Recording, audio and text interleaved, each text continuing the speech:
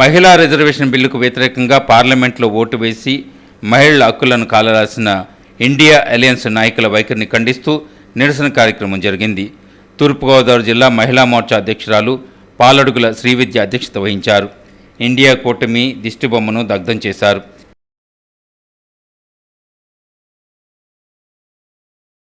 మహిళ మాట్లాడితే ఏ మొహంతో రేపు పొద్దున సమాజంలో మహిళల ఓటు తీసుకుంటారో మేము కూడా చూస్తాము. ఖచ్చితంగా వీళ్ళందరూ కూడా దీనికి క్షమాపణ చెప్పి తీరాలి. మేము ఈ రోజుతో ఈ ఉద్యమం ఆపమండి. మహిళా బిల్లు రిజర్వేషన్ పొందే వరకు కూడా మా ఉద్యమం కొనసాగుతుందని చెప్పి ఈ సందర్భంగా మీకు తెలియజేస్తున్నానండి. నిష్పక్షపాతంగా చెప్పాల్సిన అవసరం ఉంది. ఇప్పటికైనా మీ తప్పు తెలుసుకోండి. మేము ఒకటే హెచ్చరిస్తూ ఉన్నాం. మీరు కానీ వచ్చి క్షమాపణ చెప్పి మహిళా బిల్లులకి మేము నిలబడుతున్నామని చెప్పకపోతే ఈ ఉద్యమం చినుకులా మొదలై సముద్రంలా మిమ్మల్ని ముంచేస్తుంది అని చెప్పి ఈ మహిళలే దానికి ఒక పూర్తి బాధ్యత తీసుకుని ప్రతిపక్షాన్ని ఎప్పటికీ శాశ్వత ప్రతిపక్షంగా ఉంచి తగిన బుద్ధి చెప్తారని ఈ సందర్భంగా మీకు తెలియజేసుకుంటున్నాం.